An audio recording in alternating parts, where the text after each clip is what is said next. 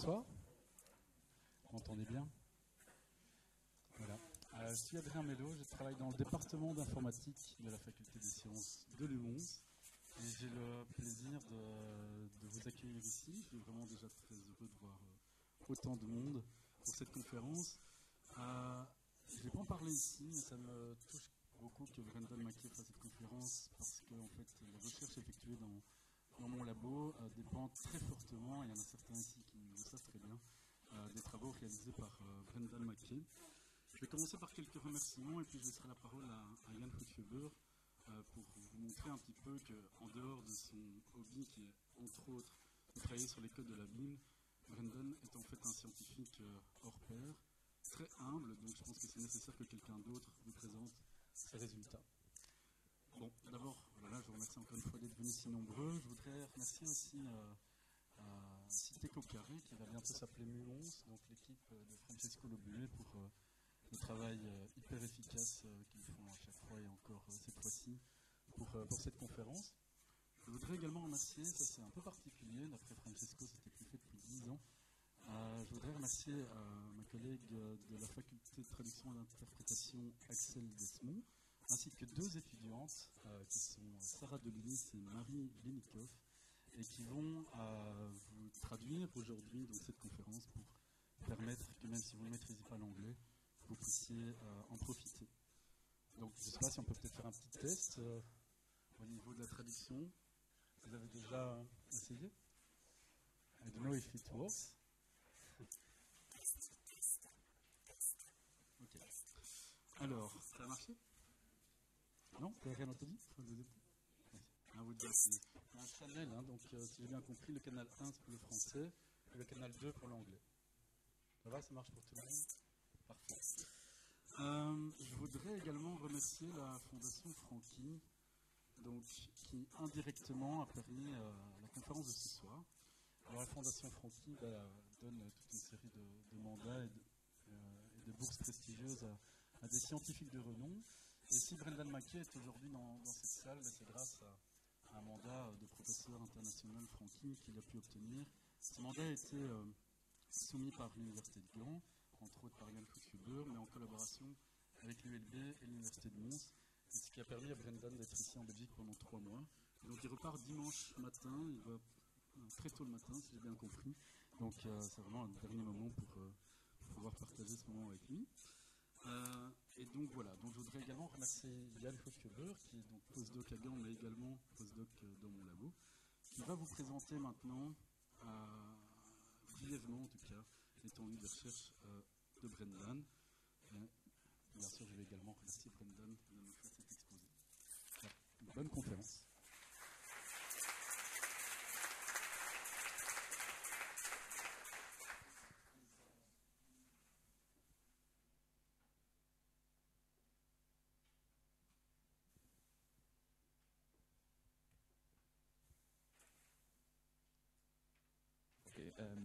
Merci beaucoup Adrien et aussi Francesco pour l'invitation.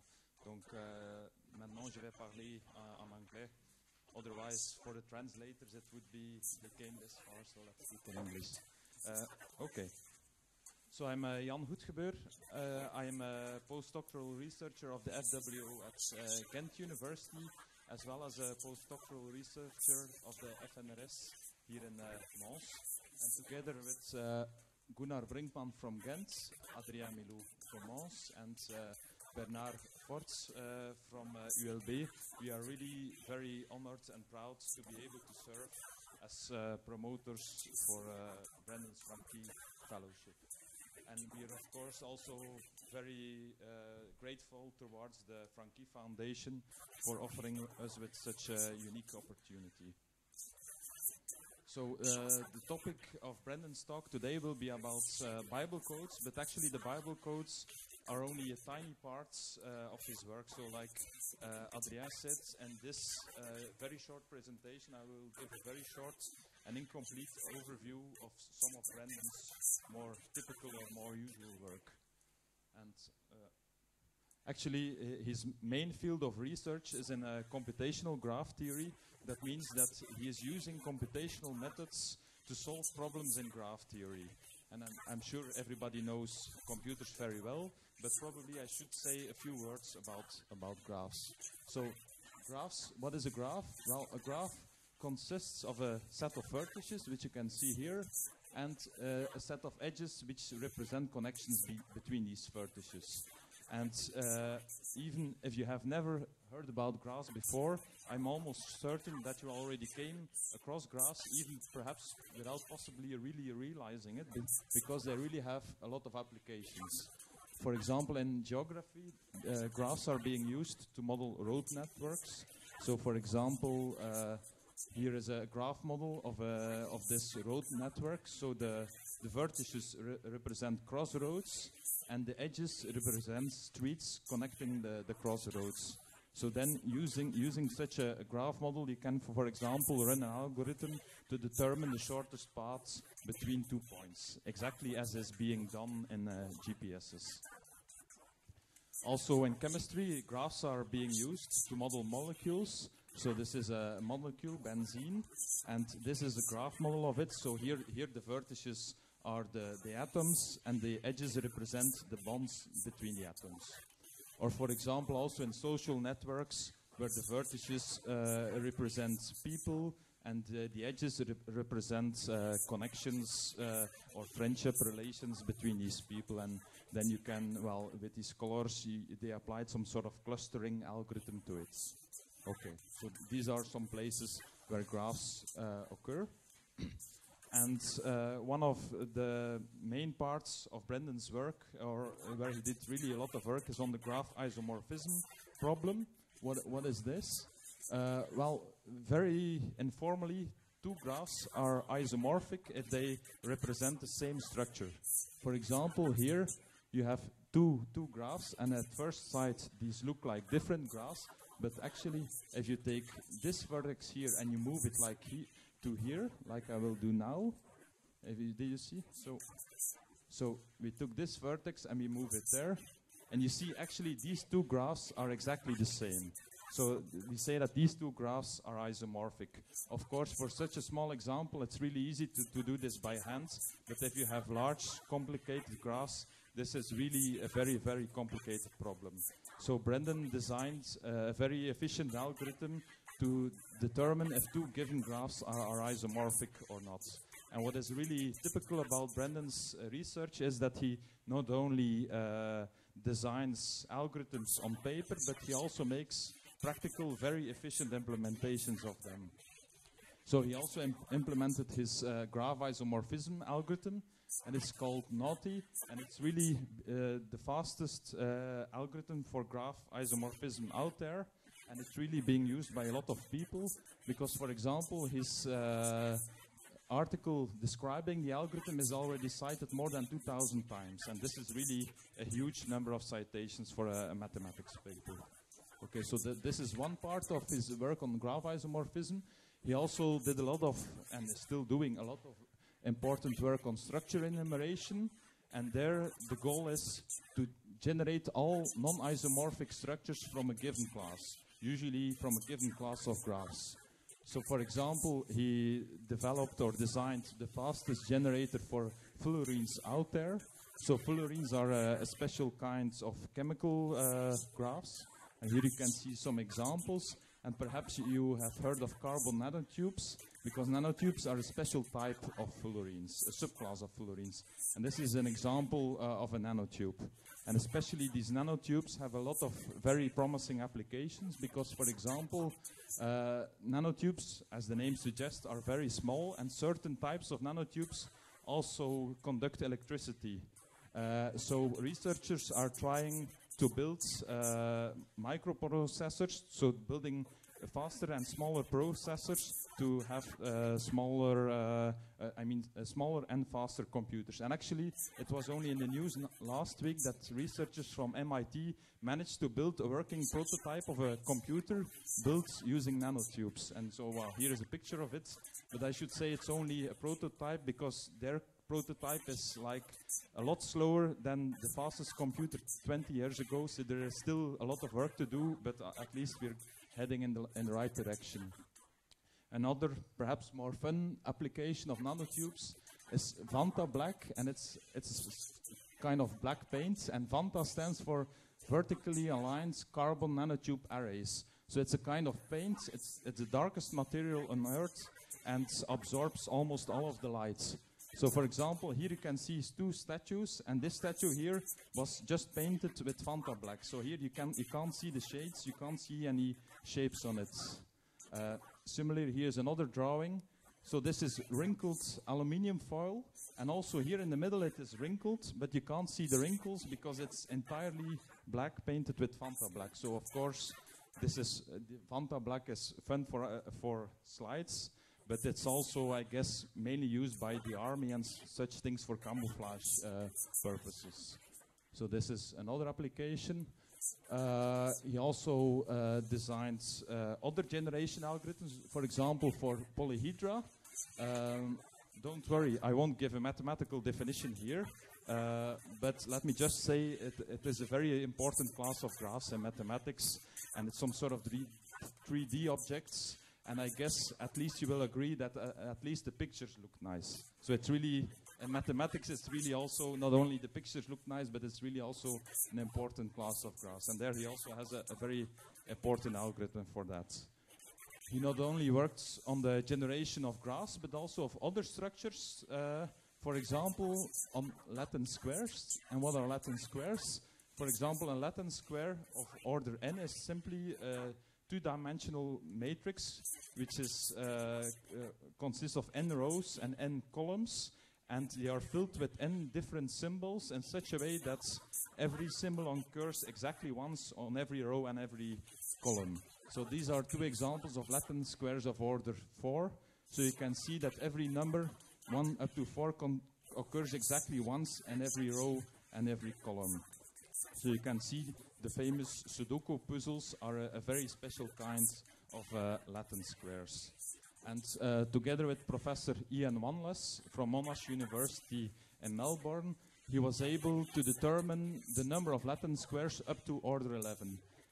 Well, I won't try to pronounce this number, but you can see it's really a huge number. So this is really impossible to count or to determine by hand. So you can imagine that you really need computers for this. And you can also see how fast the numbers grow. So if you want to do order 12, that probably won't happen in the first, I don't know, a lot of years.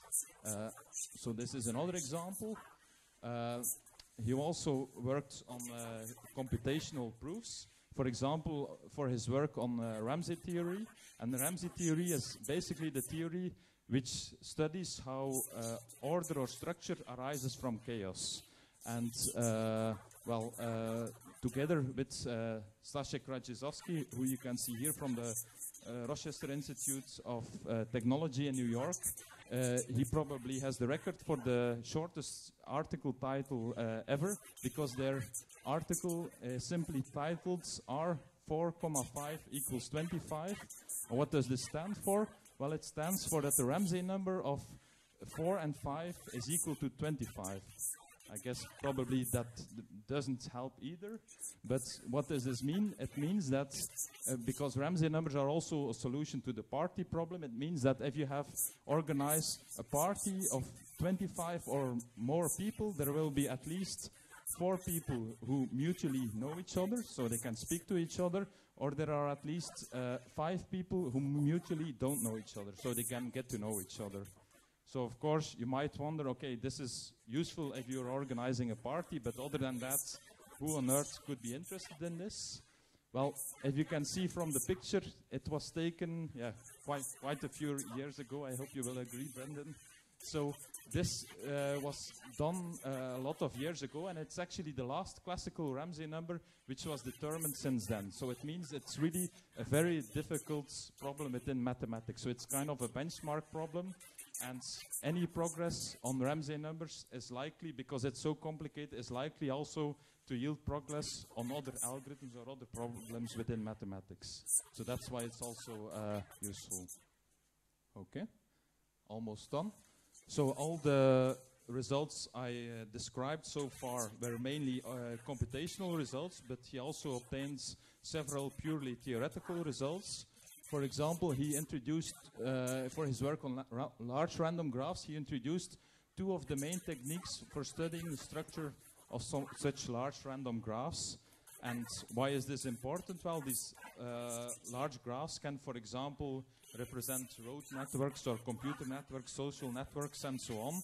And then using his techniques, you can then study or predict the typical behavior of such networks. And here you can see some random graph. Okay. So this was just a very short and incomplete overview of some of Brendan's work. I definitely can't tell everything, otherwise there wouldn't be any time left for your Bible School talk, which would be a real pity. So I hope you have now a very brief overview or idea of what Brendan is usually working on, and now I'm very happy to give the word to Brendan for his Bible School talk.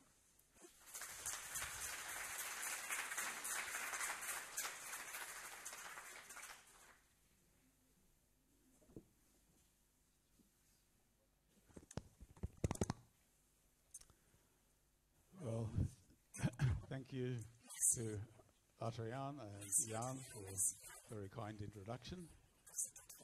And so now we're at the talk that you came to hear. Let me start in United States in the late 19th century.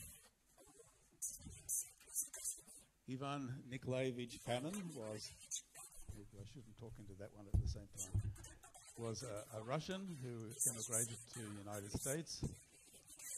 He got a degree at Harvard University in literature, and at some time he started to count things in the Bible. I mean, he counted letters and words and such, both in the Greek text of the New Testament and the Hebrew text of the Old Testament. And this is the sort of thing he discovered. There's part of the last several verses of the Gospel of Mark in Greek. And this is just the first paragraph of a large pamphlet he wrote on these few verses. And he says the number of words is a multiple of 7, and the vocabulary has a multiple of 7 times 7 words in it, and the number of forms they appear in is a multiple of 7, of which a multiple of 7 of those occur more than once. And so on, it goes on and on and on like this for pages and pages. It seems like when you read it that pretty much everything about these few verses, I think there's only 16 verses altogether, are multiples of 7. And then he asks us to believe that this couldn't possibly have been done by human hand, and therefore it's a proof that it was written by God, etc., etc.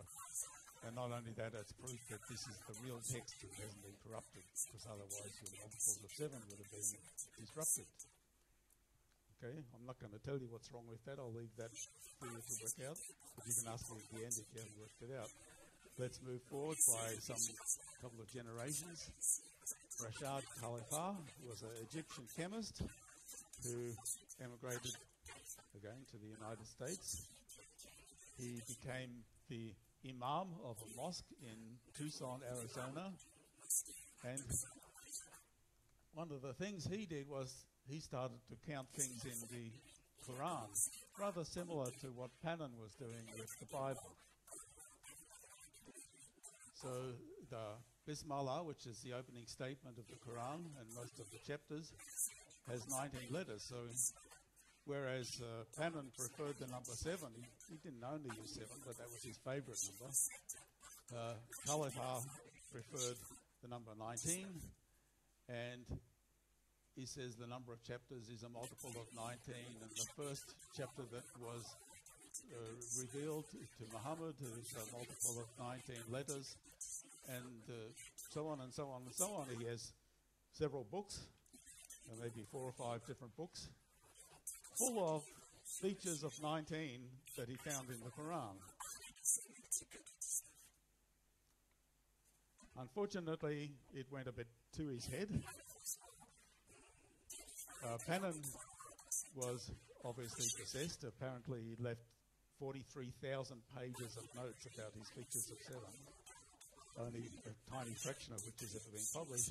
The Khalifa started to do things like looking for his own name in the Quran by this means, right, counting the occurrences of his name.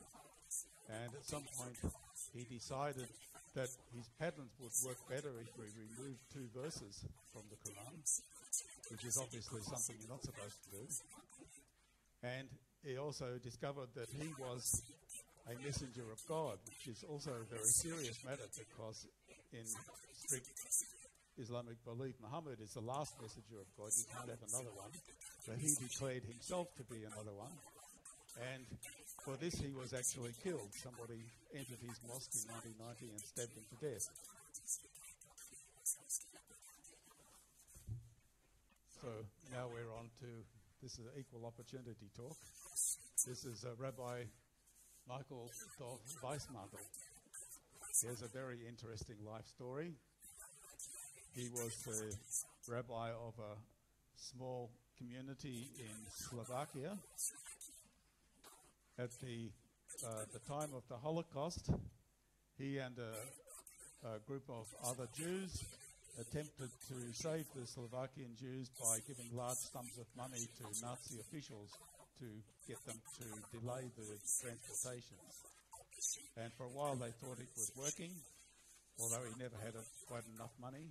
Historians say that it never actually worked and the Nazis were just playing the game. But in any case, at some point he was put on a train with his family to Auschwitz, and he escaped from the train, found his way to Bratislava, and he spent the rest of the war, the last year of the war approximately, hiding in an underground bunker in the backyard of someone's house in Bratislava. And while he was there, he started to do things with the Bible and discovered patterns of words and letters in the Hebrew text of the Bible. Let me show you the most famous thing that he discovered. This is the start of the book of Genesis in Hebrew. And if you start with the first Taf, which is the letter T here, and you skip 40 letters, you get a Vav. And skip 40 letters, you get a Resh. And skip 40 letters, you get a Hey. So the important thing is we're skipping the same number of letters each time. There's nothing really special about the number 40. It has to be the same number each time. And let's do the same thing again with the second book of the Bible, which is the book of Exodus. Start with the first Taf, skip 40 letters, 40 letters, 40 letters, and hey, you get the same 4 letters. Tav, Fav, Resh, Hey. Those 4 letters spell, anybody? They spell Torah, which is the Hebrew name of the first 5 books of the Bible. So that's a little bit interesting. If it only happened in one of the books, that would be not terribly interesting, but the fact that the same method works in both books is a little bit interesting. And Weissmantel found a whole lot of things of this nature. After he died, his students put a lot of them together and into a book. But it wasn't terribly well known, except in a fairly small community, until an Israeli school teacher called Avraham Oren heard about this work and started to play it using a computer. Weissmantel didn't have a computer, he did everything by hand. So Avraham Oren started to, on his personal computer, look for similar things, words spelled out at equal skips, equal spacing. And he found some very interesting things, and he took them along to the Hebrew University in Jerusalem, and he showed them to Eliyahu Rips, known as Ilya. Eliyahu Rips also has a very interesting life story. Russian, he was born in Latvia. When the Soviet Union invaded Czechoslovakia in 1978, he set himself alight as a protest in the city square. But the fire was put out by bystanders, and he spent some year or so in prison, where apparently he proved some very famous mathematical theorem. And after that, he was allowed to emigrate to Israel. But anyway, sometime in the mid or early 1980s, Avon Orange showed Rips this discoveries he'd made involving finding things in the Hebrew text of the Bible using equal skips. Quite soon, Rips was convinced that this is a real phenomenon, it's not just a chance phenomenon. And he teamed up with two other people. One of them was, who turned out to be maybe the most important person, Doron Witzton,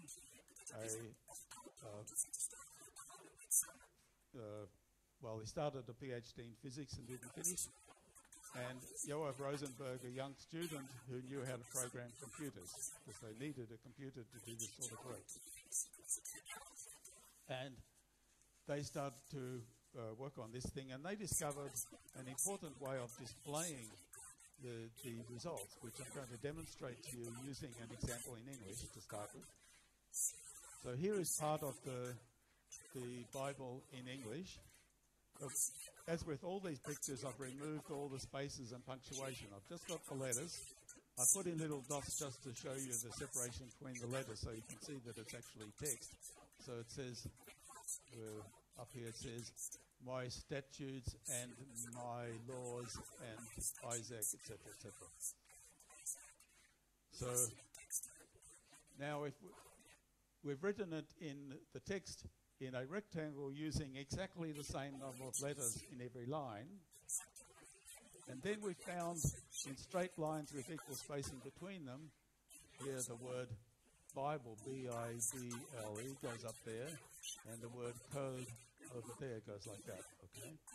Now, because I used the same number of letters in every line, and I've got these things in straight line with the equal distance between them, that means in the original text, they've got the same number of letters in between them. So these are examples of two words found with equal skips in the Bible, but by drawing it in a rectangle like this, I've made them appear close together. So it's a pictorial way of representing more than one word in a compact form.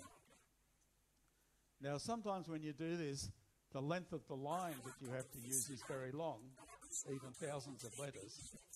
And you don't want to show all of that. So what you do is you just cut out a small rectangle that includes the words you're interested in and throw away the rest of it and just show that. And so this is your first example of a Bible code array. When you see it, you must understand that for every line there's a whole lot of letters that have been removed. But it's not free for all. The number of letters that are removed has to be exactly the same for every line. That's the important rule. There's the same one in the French translation of the Bible. Bible and code again.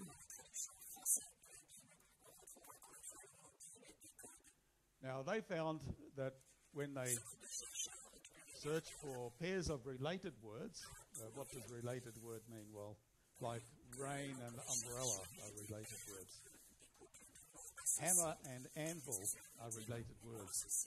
They found that when they searched for pairs of related words, that very often they could put them together in a very small rectangle. In fact, it happened so often that they earnestly believed that it couldn't be due to chance. It must be something about the Bible that was causing this to happen. So they published a book full of examples, and some of their examples are very impressive. They're not only just two related words in one rectangle, but maybe 10 related words, all in the same small rectangle. Some of them are really quite good. And so they became convinced that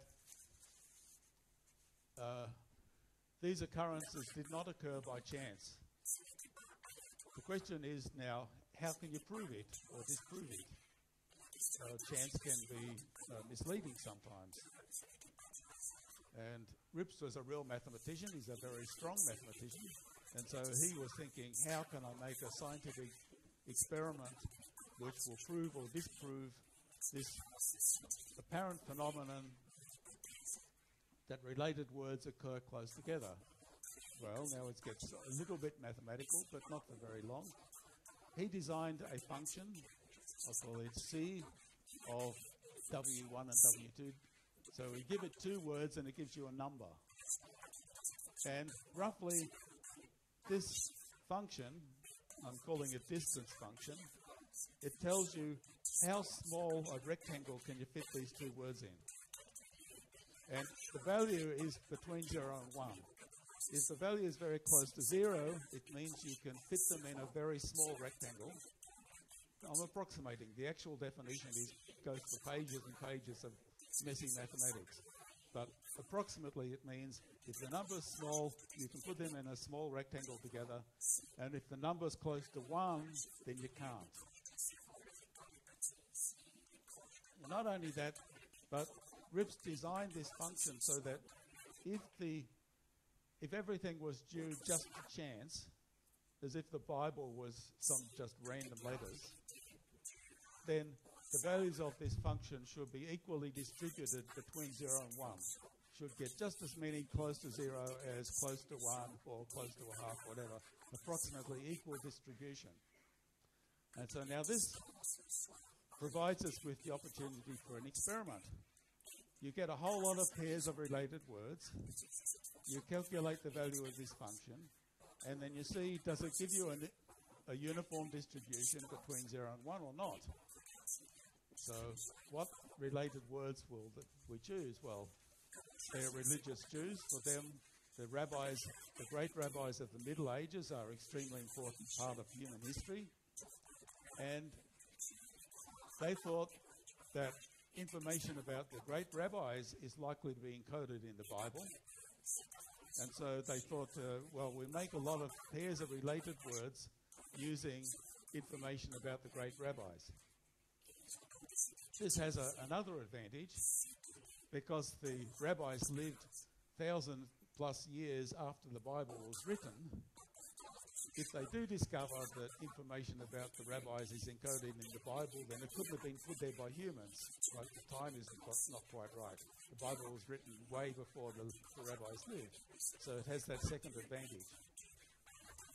So they selected 34 great rabbis, and they did it by taking a standard encyclopedia of great rabbis, and they chose those that have at least 3 columns of text in their entry. That was their criterion for being more famous than the others that only had a paragraph or something.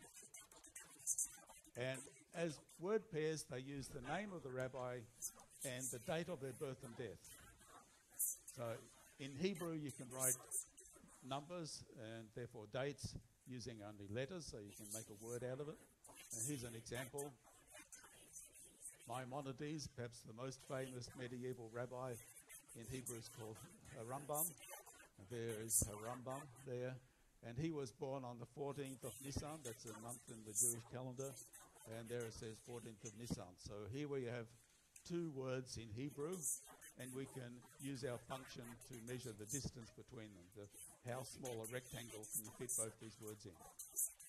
Now, because you can have both birth and death, you can also write dates in several different ways, and there's also several different names that the rabbis can have. There's not just 34 word pairs, but in fact they got 152 values altogether from these 34 rabbis. Okay, so now the claim was, Rips's design for this distance function was that if you have only a random phenomenon, then the value of the function should be evenly distributed between 0 and 1. So to test this, they took the book of Genesis in Hebrew and then they randomly shuffled all the letters around, so now they had a random text. And they measured the function using that random text, and this is how the values came.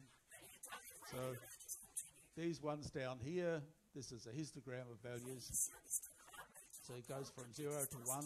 These values down here show you can't put them together in a small rectangle. These ones you can put them together in a small rectangle, and it's ragged, but it's pretty much evenly distributed between 0 and 1.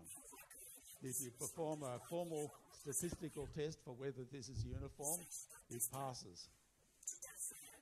But when they tried it using the real book of Genesis, without any shuffling of the letters, look what happened. A huge number of small values and only a small number of large values. So even without doing any statistical analysis, you can see something is going on here. It doesn't look anything like the random text. For some reason, the book of Genesis seems to know the connection between the names of rabbis and their dates of birth and death much more often than it should. Not always, because there's some exceptions up here, but very often you can see it's strongly weighted towards small values. Okay, so at this point, they thought they had enough for a publication in a scientific journal. So they approached our next figure, Percy Diaconis. Percy Diaconis is undoubtedly the most famous statistician in the world. At that point in time, he was at Harvard University, now he's at Stanford. And they got in touch with him, and they showed him what they'd done. And being a secular, rather skeptical sort of guy, he couldn't see anything immediately wrong with it, but he was suspicious. What he thought to himself was, well, this complicated function, I told you it goes for pages and pages of mathematical notation, the definition of it. He thought they took the function in order to get a good value in Genesis, and that's all I'm seeing. That's what he thought. And it's a reasonable hypothesis to make if you're skeptical about the result. But how do you actually catch them? Well, you ask them to use exactly the same function, but to use a new set of random word pair, a new set of related word pairs. If the function was tuned to work well for one set of word pairs, then there's no reason at all why it should work well for a different set of word pairs. So he said, okay, you guys, do it again, use the same function, new word pairs. So they went back to the same encyclopedia, and they took the next lot of rabbis, the ones with entries between 1.5 and 3 columns. At this time, there was 32 of them. And then they ran the experiment again. So the first thing they did was they tried it with the randomized Genesis. And I haven't got the picture up there, but again it gave a uniform distribution. And then they ran it in the real book of Genesis, and look what happened. So a second time, using a new set of related word pairs, they got values that are strongly skewed towards small values. So it looks like the book of Genesis knows something about these rabbis as well.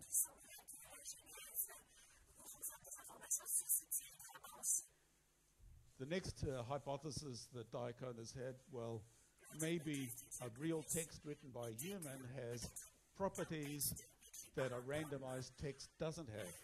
And that's obviously true. For example, you could read it and it's got meaning. But maybe it's got some properties that's causing this skewing of the values towards small values. But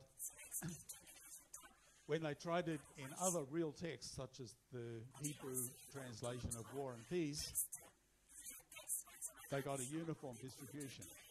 They only got this skewing towards small values in the Bible, not in any other text they tried. Okay. So now at this point they submitted a paper. They wrote a paper and submitted it to PNAS, which is one of the most prestigious scientific journals on earth. It's the Proceedings of the National Academy of Sciences of the United States. If you send a paper there, you have to send it to a member of the Academy who will sponsor it or reject it. So you don't send it to an editor of the journal, you send it to a member of the Academy. And they chose Robert Allman. Robert Allman, later on, he's a very clever guy. Later on, he got the Nobel Prize in Economics. but our story is before then. So they showed the work to him, and he was very excited about it. He couldn't see anything wrong. In fact, I rather think he believed it, even though he sort of hedges when you try to pin him down on this. He wanted to publish it, but he didn't think he could do this if Diaconus didn't approve, because after all, Diaconus is a real expert on statistical things, which this is a statistical experiment. And Diaconus was stubborn and didn't want to publish, even though they'd done it twice, and they'd passed the first test that he said. So they argued and argued, and it went on for several years. And finally, they had an agreement that Diaconus would invent a new test, and if they could pass his new test, then he, Diaconus, would agree to publication of the paper. So he invented something called the permutation test that I'm now going to describe, and he said, if you guys can pass this test with a 1 in 1,000 or better result, then I'll agree to have your paper published. So here is the permutation test. Remember, we've got a whole lot of rabbis. They've got their names in one column and their dates of birth and death in another column, and we're matching them up and we're measuring these distances. Well, combine all the distances into a single value. Doesn't really matter how you can do it. Maybe just take the average or something. It's like the average distance between the name of a rabbi and the date of their birth and death. And as we've seen, the average is fairly small in Genesis. Now, what you have to do is you shuffle all the dates around so that most of the time the dates are paired with the wrong rabbi. And then you calculate the same thing again. You calculate all the distances and then you compute the average or some aggregate distance between the rabbi's names and the wrong dates.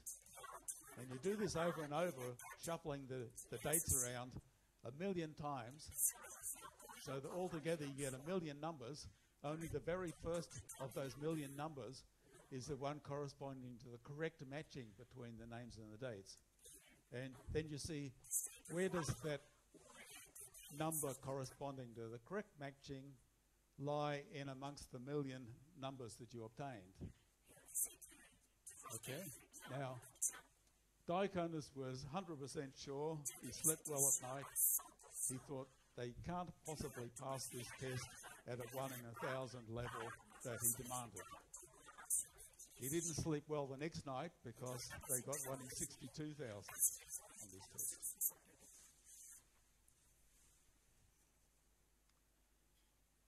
So they've not only passed his test, but they've passed it much better than his criterion.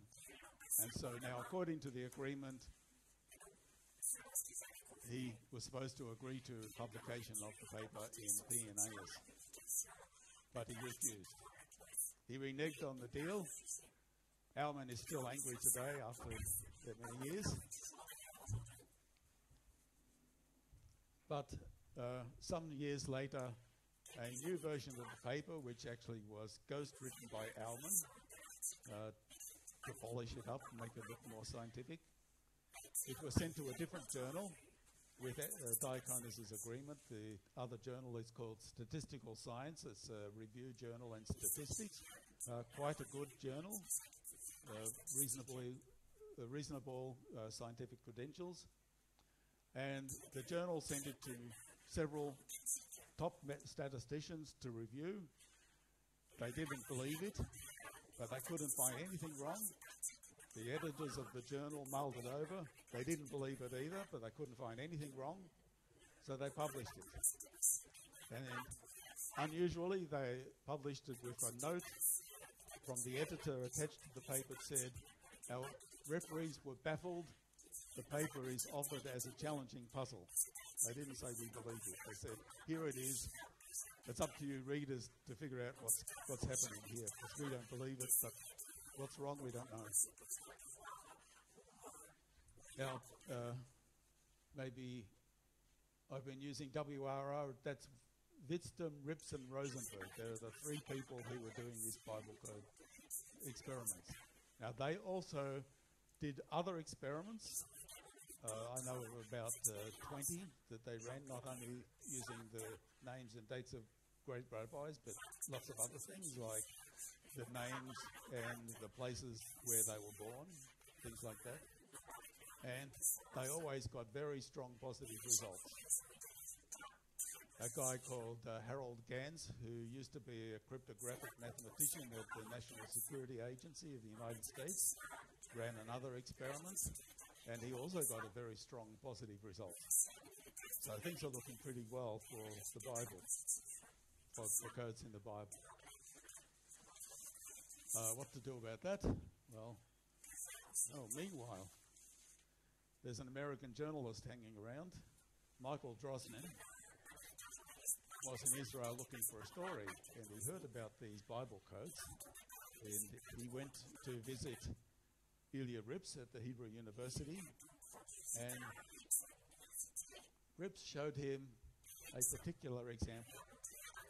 Here you can see the French translation of his book, and there's some part of the book of Genesis here, and in the vertical line down here it says Yitzhak Rabin, the name of the Israeli Prime Minister at the time. And right across his name, in the plain text of the Bible, it says, assassin who will assassinate. And Drosnin took this very seriously, and he wrote a letter to the Prime Minister warning him that he was in danger. But it didn't work, because the Rabin was actually assassinated the next year. And this is a true story. Drosnin and Rips predicted the assassination of the Israeli Prime Minister using the Bible codes. It was Michael Drosnin's lucky day, because he wrote this book and sold millions of copies. It was on the New York Times bestseller list for about 6 months, which is extraordinary. And he became very rich because of it. And he's written several other books since then. We'll go back to Michael Drosnin a bit later, but let's go back to Rips and Witztum and Rosenberg. Meanwhile, because of Michael Drosnin's book, but because of other newspaper publicity and some TV shows, it got into the public knowledge, and a lot of people who knew nothing about scientific publication or what peer review was suddenly started telling each other that peer review was the ultimate source of truth, and that it's been proved 100% for sure that the Bible contains secret messages in it. Countless books and videos, and even at least 2 movies, one of them a romance movie involving the Bible code, came out. Seminars trying to use the codes to convince secular people to become religious. It started off within the Jewish community, but it wasn't very long before the Christian community, especially in the United States, got into the act, and they published books full of letter arrays proving that Jesus is the Messiah and things like that. And people predicted earthquakes, nuclear war. Didn't bother them when the predictions didn't come through. They just found some excuse. There was one in particular that I really liked, where someone had predicted a nuclear war on a particular time, foolishly dating it quite close to the present, so that it would actually happen, the time would pass before they'd sold very many copies of the book. And when it didn't happen, they went back to the Bible and they found the word not encoded just beside it. So they escaped. But it became a big thing in the public. But I didn't really care about that sort of thing. I wanted to know what was wrong with the scientific publication. It came out in the scientific journal. Somebody should respond and figure out what's happening. So I got in touch, or they got in touch with a number of people, and some of the important ones are shown in this picture. That's me there. Mark Carrack, a physicist, Barry Simon, the chair of mathematics department in Caltech, Gil Kalai, mathematician, Hebrew University, Maya Bar-Hillel, a psychologist, Hebrew University, Alec Geddes, a businessman and a very good organizer, and Dror Bar-Natan, mathematician at Hebrew University. And also many experts in things like the history of the great rabbis and the history of the text and things about the Aramaic and Hebrew and so on. Many quite famous experts donated their time to help us with this project. So how do we go about solving the problem? So first of all, this is what I started doing. Is the method actually mathematically sound? I described the permutation test. Is it really a good test? And the answer is that it's got a lot of problems, but the problems are not severe enough to explain the results. So I was never satisfied that I could solve it by just answering this question. What about the data? Well, I just passed over the data because when I started working on it, I didn't even know the Hebrew alphabet, let alone know how to read Hebrew words. So I just assumed the data was all fine.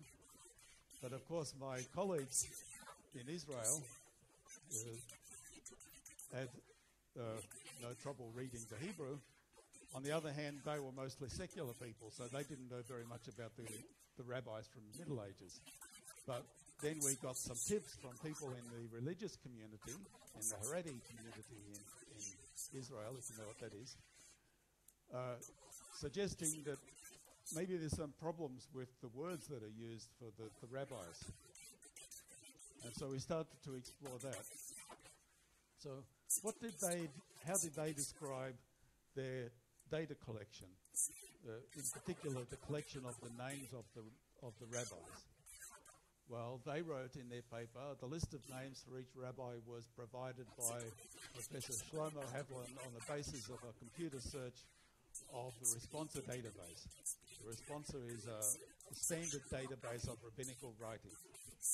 It contains lots and lots of references to these rabbis and calls them by different names, and so you can use your computer to collect the names they were called by. You must know, to understand this, that rabbis of the Middle Ages can be called by many things. Names is maybe not the right word. We usually use the word appellations. They have their own personal name, of course, but they also have different acronyms. The example I showed you before for Maimonides, Harambam is not actually a name. It's an acronym. It stands for the Rabbeinu Moshe ben Maimon, Moses, son of Maimon. And this is a very common thing, to use an acronym to refer to these people. Also, if they wrote a book that was very famous, sometimes the name of the book is used as if it was their name. They were just referred to by the name of the book. In addition, there's different ways to spell. So you have a choice of some spellings. And so we start to wonder if maybe this has got something to do with it. So the first question there is, well, is there actually enough flexibility in choosing the names to create a false positive result? Because after all, it might be that any choice will give you a positive result. We had to check that that wasn't true. So we made our own choice of names, but we made a choice that gave a very strong positive result, similar to theirs, but instead of using the Bible, we used the Hebrew translation of war and peace. And we claim that our list of names is just as good as their list of names. Of course, they hotly deny it and argue about every single name.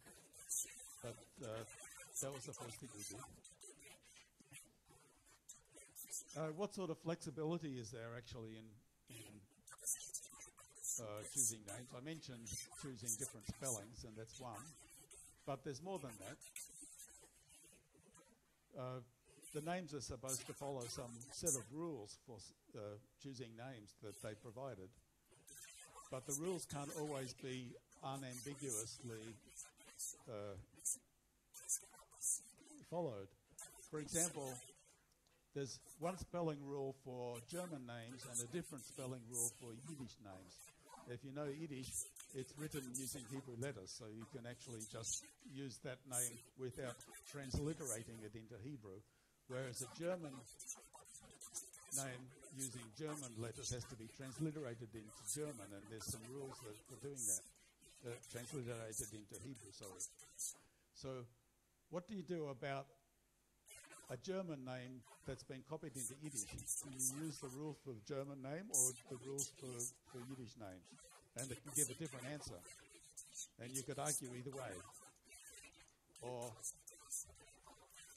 sometimes a rabbi is named commonly in the literature with a particular surname, a particular family name. But if you look in the history book, you find that that family name was not adopted until the next generation. So you know that that person themselves didn't use that family name. Should you use it on the grounds that the literature uses it, or should you leave it out on the grounds that the person didn't actually use it? You can make an argument either way. Another one is, suppose you find a name but it's extremely rare. Should you use it because it's used, or should you throw it out because it's too rare? And there's lots and lots of, I could fill 2 whole slides with things like this. And in each case, there isn't any clear answer. You can make an argument one way or the other, depending on who your lawyer is. Right? In other words, a lot of the data is sort of arbitrary. Is there documentary evidence to suspect the story about how the data was compiled? And yes, somebody gave us a recording in Russian where Rips was talking about this work, but not about exactly this work. He was talking about an earlier experiment using a smaller set of rabbis and describing how he collected the data, not Professor Havlin, using different method. So this is not part of the standard story. So it seems like they already knew some things about which names work well and which names don't work well before they started the official experiment.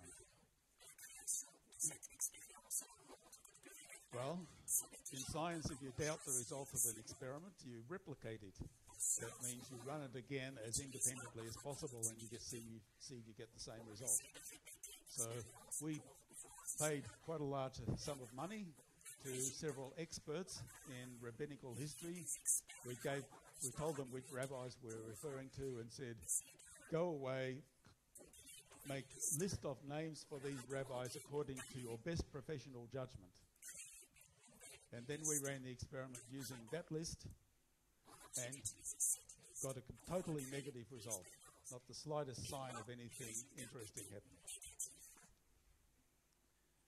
Alman, who I mentioned before, who was a supporter of the codes, formed a small committee, which took a long time. They also paid some experts to compile data, to rerun the experiment that Harold Gans, the guy from the National Security Agency, had run before. And they did the same thing. They paid some experts to compile a new set of data. And when they ran the same computer program on the new set of data, it got a negative result. So things are looking rather bad. What about the computational method? Well, I told you that this function C is very complicated. It's got a lot of arbitrary parameters in it. It says you take the best 10 of this, and then you do this 10 times, and you take 15 of these. And we can identify maybe 20 or 30 places where there's some slight choice in the design of this function. And so we tried changing each of these things one at a time, see what it does to the answer. And we found that it was almost impossible to find any change that made the result better. It was like it was perfect.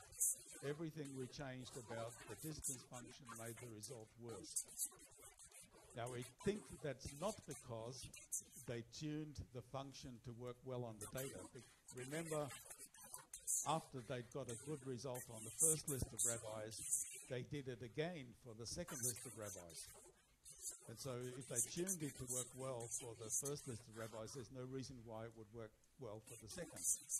However, there's an indirect effect. If you have a particular function fixed, and then you choose names to work well with that function, then it gives the function the appearance of it being tuned to the names. I don't know if this is obvious or not. We can prove it as a mathematical theorem. But if you tune one thing to be close to another thing, then the second thing is close to the first thing, even though you didn't tune the second thing. So we take this as evidence that the data was tuned to work well with the conventional system. Now, why didn't Diaconus solve this? Well, two reasons. Firstly, he didn't know the first thing about rabbis' names, being a totally secular guy. And secondly, and I didn't say this before, they didn't actually run the test that he specified. Now, Diaconus and Alman, after arguing for months and exchanging lots of letters, which I have copies of, agreed to a particular test. But then they went away and did a different test. And neither Alman nor Diaconus knew that until I discovered it and told them many years later, and they were both quite surprised and shocked. But in fact, they did a different test. And if they'd run the test that Diaconus had specified, they would have got a nice result, but it wouldn't have passed his 1 in 1,000 criterion, and so the whole story would have been different. Okay, so we put all our findings together into a paper. We sent it to the same journal as they published their paper, and the journal was immediately hit with threats from lawyers. They threatened all the editors individually. They threatened all the members of the Council of the American Statistical Society, which publishes the journal, and said, if you publish this paper, you're going to be in court, sued for libel, etc., etc. But the journal, to their credit, decided to ignore the threats, and they published our paper. The editor added a comment to it saying that the puzzle has now been solved. Okay, good for us. What does the Ronvidstum, the W of WRR, say about our work? Well, this is, I think, a fair summary. Falsehoods and deceptions, worthless parody, incorrect and misleading, unsighted. Well, you can get the picture. That's his basically. It's being a little bit unfair. He did write long commentary on everything we did, but basically, I think this is a reasonable summary. Michael Drosnin, the journalist who made millions of dollars by writing books on it, what did he say about it? Well, he told Newsweek magazine, when my critics find a message about the assassination of a prime minister encoded in Moby Dick, I'll believe them. Remember, he had correctly predicted the assassination of the Israeli prime minister. Well, can't leave that challenge alone. Moby Dick, classic American novel, was first published in 1851.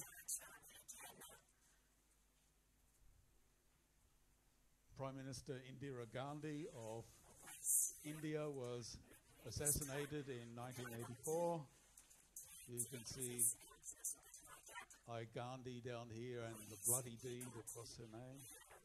So notice how this picture is basically the same as the picture he had for the Prime Minister of Israel. Martin Luther King here. You can see ML King up there, and it says, to be killed by them, prepare for death. And there's a conspiracy story in here as well. It says US agent deed. Okay, so we know who did it. Here is John Kennedy, President Kennedy's assassination. There's Kennedy written up there. It says, he shall be killed right there. How is he killed? He was shot twice from behind. There's the first shot. There's the first shot in the back, and there's the second shot in the head, right there. And where was he at the time? He was in a motorcade, right? He was in his car in Dallas, driving down the main road of Dallas. And here it says, in the green, it says, in cars, right up there. I like that one. Congolese politician Patrice Lumumba. I put this one in especially for Belgium. Don't know why. It says Lumumba up here, and it says this is man killing yet over here, and the dead comrade over there. Now, Drosnin responds to these, well, apart from saying that I made it all up and they don't exist and it's all fake, etc., etc. He says, well, he made his prediction in advance, and I only made my predictions after the fact. I'm not exactly sure what that means in a book that was written in the 19th century, but still, it's true. He did make his prediction in advance. Now, I'm not allowed to make a prediction of a Prime Minister in advance because the secret police would be at my door, knocking my door down to arrest me. So instead of that, I predicted the assassination of Michael Drosnin himself. And there you see M. Drosnin, right there. And here it says, him to have been killed, just there. And it's a bit gory. I'm sorry, it says, driving a nail into his heart. A terrible way to die. And the place, I'm not sure. There's two choices, but it says Cairo just there, and it says Athens just there. I don't know which of those, or maybe both, will involve in the assassination of Michael Drosnin. So I'm almost finished. I'll just show a few more pictures. Michael Drosnin published a second book called Bible Code 2, and the text in this picture is entirely from one page of his book. In fact, there isn't even any missed letters at the side of the lines. It's just plain text. In 2002, a car bomb exploded in Kuta in Bali, outside a nightclub called the Sari nightclub, and it killed 202 people. There weren't any Belgians amongst them, but there were, I think, 4 from France and 4 from the Netherlands, and 88 Australians. That's why it was significant to me. And encoded in just one page of Michael Drosnin's own book, we find this. You can start here, and you can see the place. It says Sari Night Club. Right there. It says Sari again up there, just in case you missed the first one. And the place here, it says Kuta, and Bali across there. You can see that Bali even shares 2 letters with the nightclub. And what is the book talking about on this page? It's talking about terrorist attacks. You can see it in the plain text. Unbelievable horror, terror attack, slaughter, terrorist attack. That's what the book's actually talking about, at the same place as it predicted this bombing in Bali. Okay. Now, I first made this, I used to give talks using handwritten slides, but for a very long time I didn't give any talks until my hosts in Ghent asked me to give a talk on the Bible codes. And so I thought I'd make an example using the Dutch Bible. And one thing that happened fairly recently, this was in June, what's that a picture of? Notre Dame. There is Notre Dame Cathedral burning. So I took the Dutch translation of the Bible and I looked for Notre Dame, and to my surprise, well, I wasn't surprised I found Notre Dame in it, but what I was surprised is I actually got a picture that matched that picture. You see Notre, N-O-T-R-E going up there, and then down here, and it actually looks like that. That was a real surprise.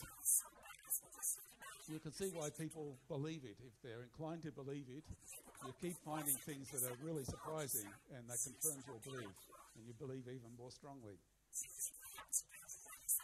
There is Dame again twice as a cross, reasonable for a cathedral. There is brand, the Dutch word for fire, and the date. I bet you don't know what date it was. Who'd know that, right?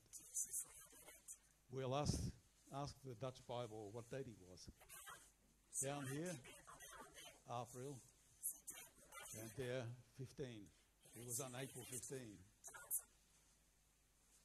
Okay. Small. This is something that's very interesting, and I could talk to 15 minutes on this, but it's just one slide. When we're looking for things in the Bible or in any text at equal spacing, then anything at all that disturbs the spacing will completely destroy what you're looking for. So it doesn't matter if one letter changes to another, because that will only destroy an example that uses exactly that letter. But if you delete a letter or insert a letter, then that changes the spacing between any two letters one on each side, which is a really large number of possibilities.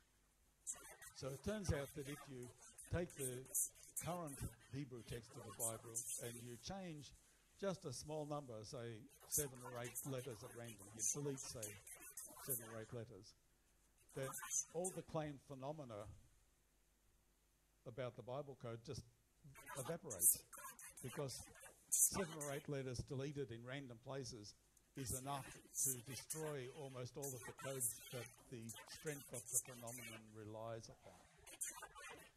So what do we know about it? Well, I haven't got time to tell the story, but in fact there's almost no chance. In fact, I'd say 0.00001% chance that the present text is exactly the same as the original. There's evidence for this. In the Dead Sea Scrolls, most of the texts there are significantly different, say 1 in 100 letters different. There's a small number of fragments of a few hundred letters each that are much, much closer, and there probably were texts at that time that were different only by about 1 letter in every 1,000 compared to the current text. But even that amount of closeness is not close enough. It has to be essentially perfect, or the phenomenon disappears. And so that's another reason why you should doubt that it's a real phenomenon. Now, one last person. Well, second last person. Robert Haralick is a very serious guy.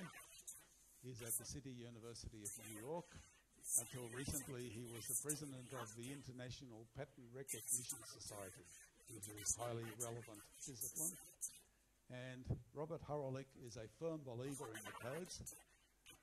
And together with some other people who are not quite as qualified as himself,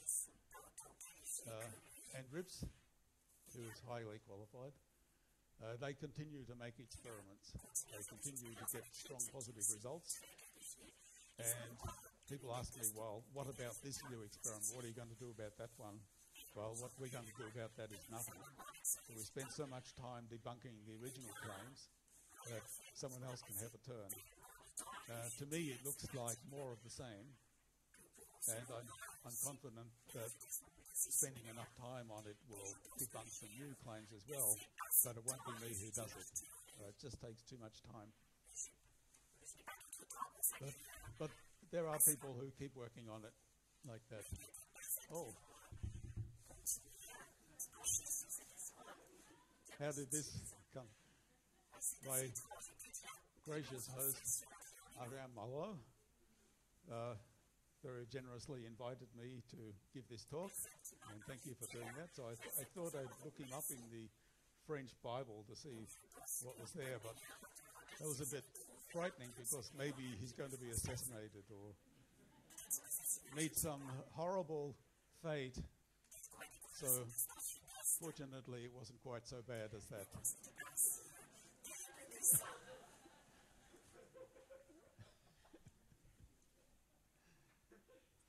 And that's the end of the talk.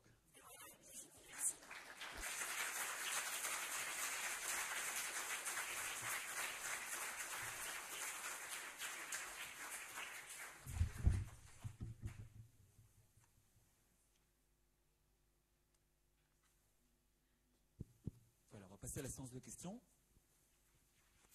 Okay. When it comes to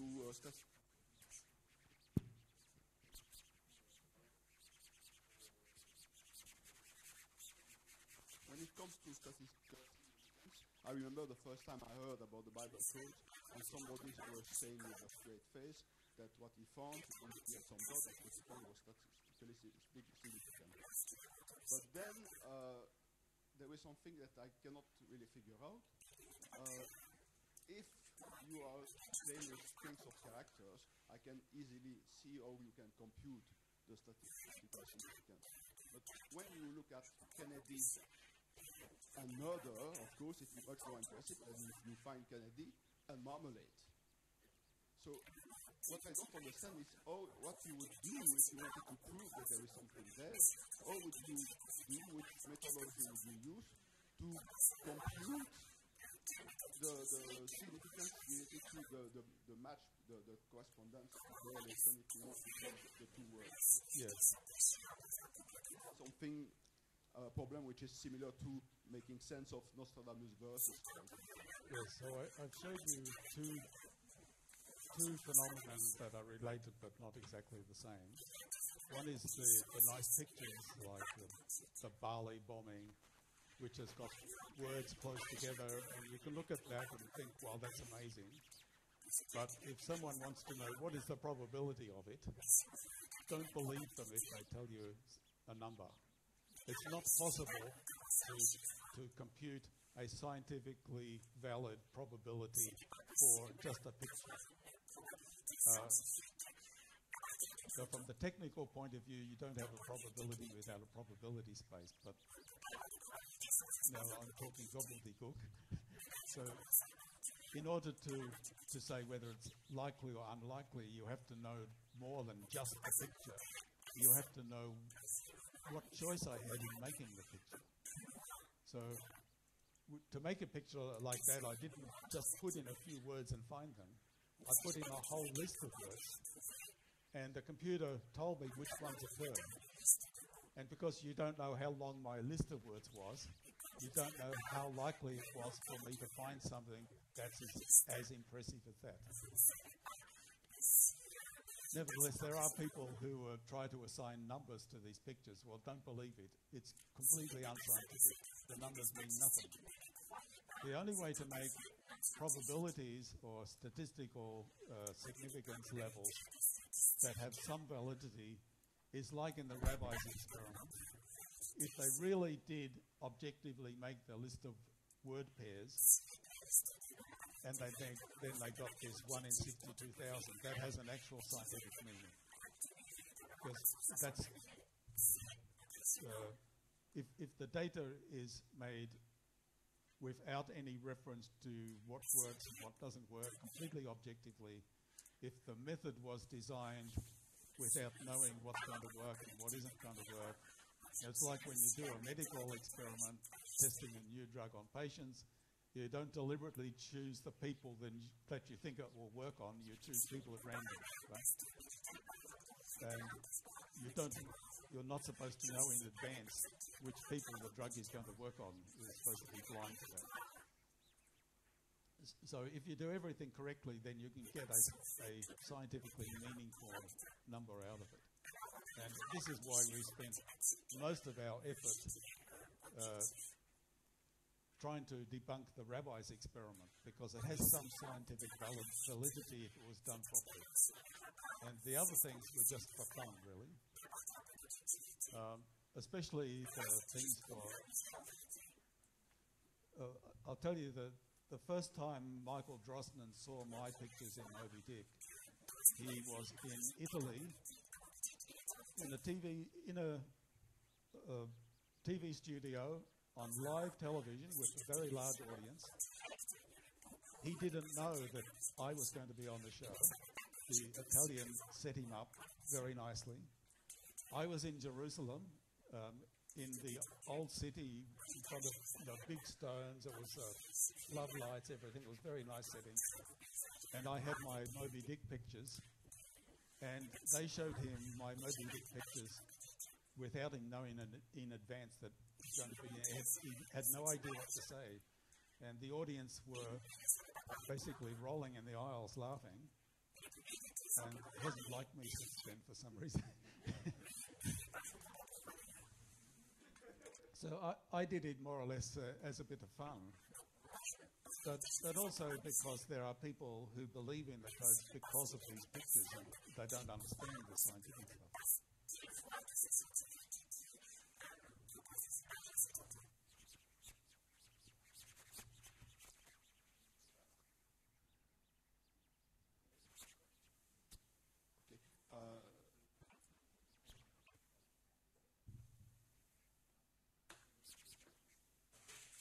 Je vais poser la question en français.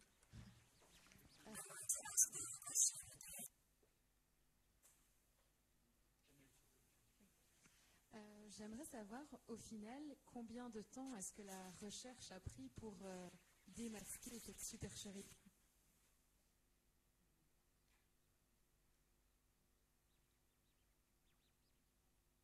I don't hear anything. Yeah. So, how long did it take to debunk? How long did it take? It took much longer than I expected at the beginning, and I wouldn't try again. At the beginning, it was just a bit of a hobby, but it ended up very seriously. I went to Israel 5 times because of this work. Not only to do the work, but also to give talks on the subject. And for me, because my career is in an advanced stage, now I'm retired, but then I was close to retirement, I guess. It wasn't a severe hit to my career, but for the younger members of the team, it was actually fairly serious. They could have published scientific papers, several scientific papers in the same time that it took them to publish this one paper on the Bible code. So if we had it all over again, I would definitely advise them to not do it.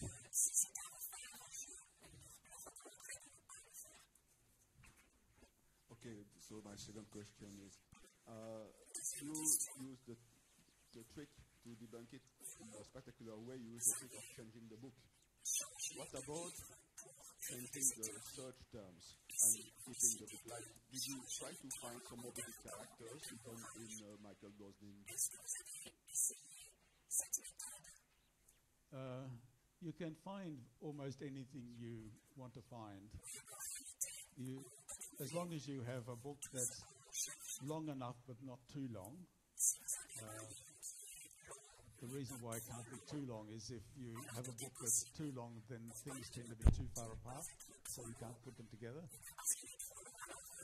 Then you can find pretty much anything.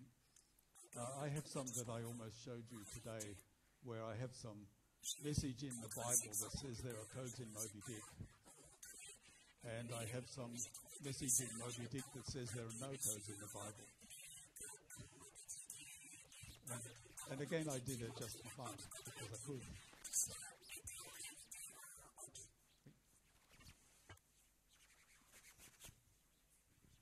Merci. Donc il semble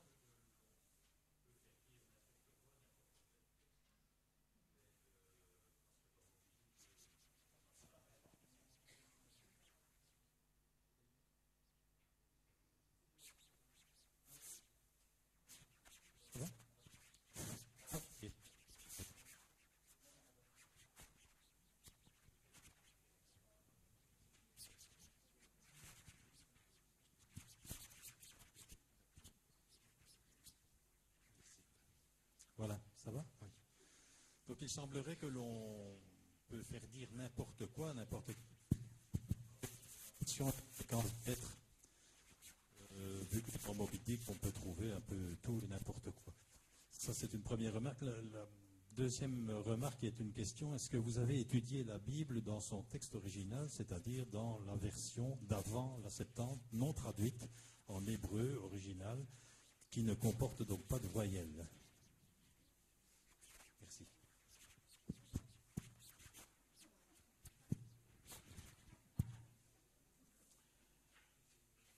Yes. So the problem with the suggestion to explain to people who don't know about Hebrew, in standard Hebrew, vowels are only partially represented. Like long vowels, like a O and a U type, have a letter which doubles as a consonant, which is used, but short vowels like the E sound are not represented. But if you look back in history to inscriptions from, say, 2,500 years ago, even the long vowels were not represented. And writing was almost entirely just the consonants.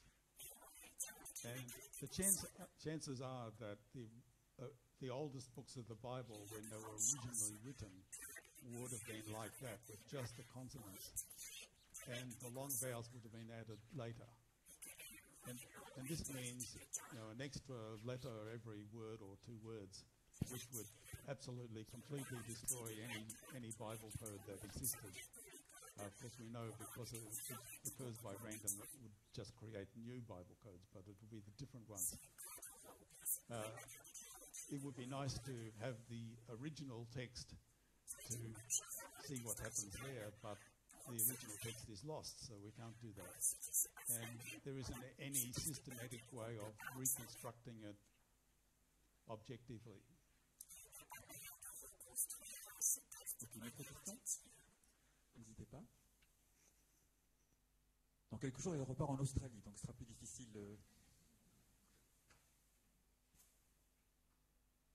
Oui.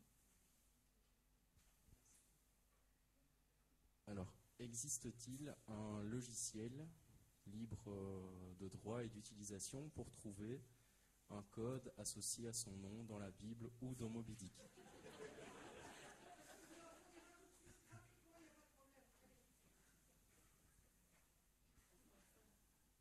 There used to be some Windows programs you could buy for quite cheap, maybe €20.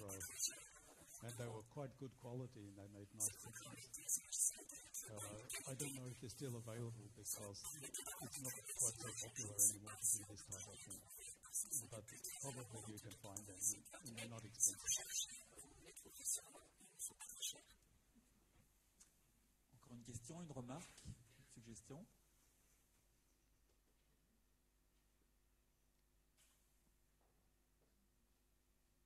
Ok, alors on va clôturer. Could I make one more comment that I usually mention? Don't make the mistake that thinking the Bible codes exist or not exist is a religious versus non-religious question. It's not like that at all. Actually, most of the people who helped us doing the debunking were religious people. There are religious people who support it, but the people who hate it most are the people who consider it a sort of sacrilege to treat the text in this fashion, like it's a joke, make a joke of the text. And that's why we got a lot of help from the very religious people. So I just thought I should make that comment. Okay, thank you very much, Brendan, for this talk.